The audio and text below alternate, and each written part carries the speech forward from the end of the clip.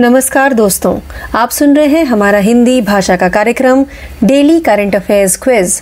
मैं हूं आपकी आरजे प्रियंका और बिना किसी देरी के शुरू करते हैं हमारे आज के इस क्विज को हमारे पहले प्रश्न के साथ। तो आज के क्विज का पहला प्रश्न ये रहा, निम्नलिखित में से किस शहर में global education and training exhibition GETEX आयोजित किया गया था? इस प्रश्न का सही उत्तर है बी, दुबई, यूएई।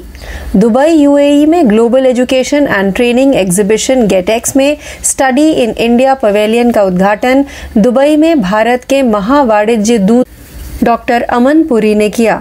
200 वर्ग मीटर से अधिक फैले इस पवेलियन में 30 से अधिक विश्वविद्यालय और भारतीय उच्च शिक्षा के एडटेक हितधारक शामिल हैं। आइए आगे बढ़ते हैं प्रश्न 2 की तरफ। निम्नलिखित में से कौन सा राज्य अक्टूबर 2023 में 37वें राष्ट्रीय खेलों की मेजबानी करेगा? इस प्रश्न का सही उत्तर है सी, गोवा। गोवा इस साल अक्टूबर में राष्ट्रीय खेलों के 37वें संस्करण की मेजबानी करेगा।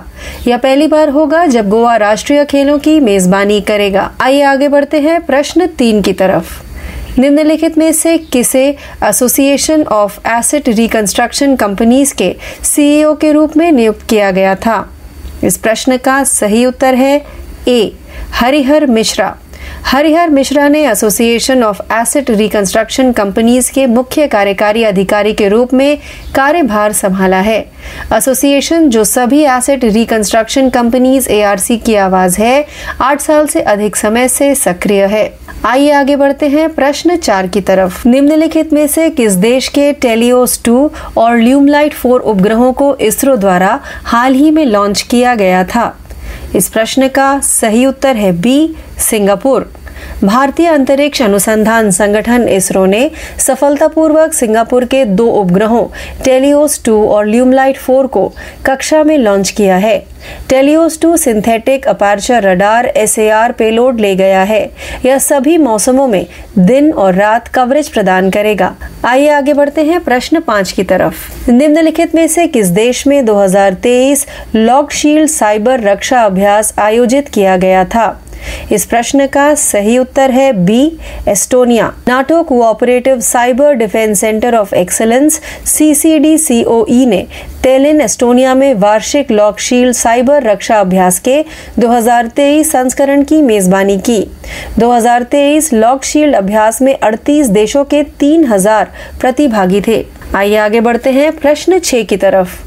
अमेरिका में उच्च शिक्षा में उनके योगदान के लिए निम्नलिखित में से किसे 2023 इमिग्रेंट अचीवमेंट अवार्ड से सम्मानित किया गया था?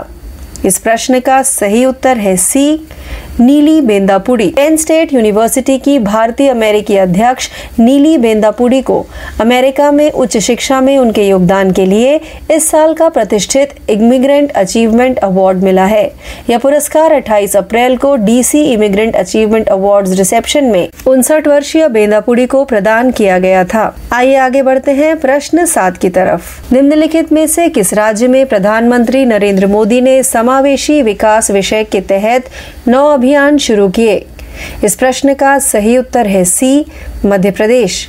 प्रधानमंत्री नरेंद्र मोदी ने मध्य प्रदेश में राष्ट्रीय पंचायती राज दिवस के दौरान 24 अप्रैल को समावेशी विकास विषय के तहत 9 अभियानों की शुरुआत की है। उन्होंने इस कार्यक्रम में वेबसाइट और मोबाइल ऐप समावेशी विकास भी लॉन्च किया।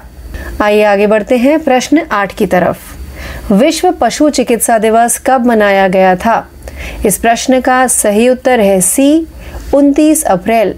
हर साल अप्रैल के अंतिम शनिवार को विश्व स्तर पर पशु चिकित्सकों के अथक प्रयासों को पहचानने के लिए विश्व पशु चिकित्सा दिवस के रूप में मनाया जाता है। इस साल विश्व पशु चिकित्सा दिवस 29 अप्रैल को मनाया गया। आइए आगे बढ़ते हैं प्रश्न 9 की तरफ। यूरोपीय संघ भारत विमानन शिखर सम्मेलन किस निम्नलिखित देश में आयोजित किया गया था? इस प्रश्न का सही उत्तर है सी, भारत।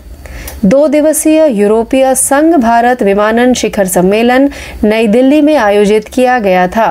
शिखर सम्मेलन के दौरान भारतीय विमानपत्तन प्राधिकरण और यूरो कंट्रोल के बीच आशय घोषणा पत्र पर हस्ताक्षर किए गए। आइए आगे बढ़ते हैं हमारे 10वें व अंतिम प्रश्न की तरफ।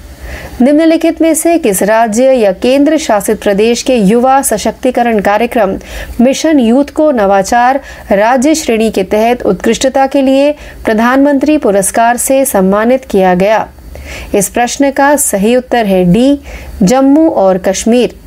जम्मू कश्मीर प्रशासन की प्रमुख अंतर क्षेत्रीय पहल मिशन यूथ, जो युवाओं को सशक्त बनाने के लिए विशेष रूप से डिजाइन किया गया कार्यक्रम है, को नवाचार राज्य श्रेणी के तहत उत्कृष्टता के लिए प्रधानमंत्री पुरस्कार से सम्मानित किया गया। तो इस प्रश्न के साथ ही हमारा आज का यह हिंदी भाषा का कार्यक्रम डेली करंट अफेयर्स क्विज यही समाप्त होता है। ज्यादा जानकारी के लिए हमसे यूं ही जुड़े रहिए। मैं आपकी आरजे प्रियंका आपसे यही विदा लेती हूं। धन्यवाद।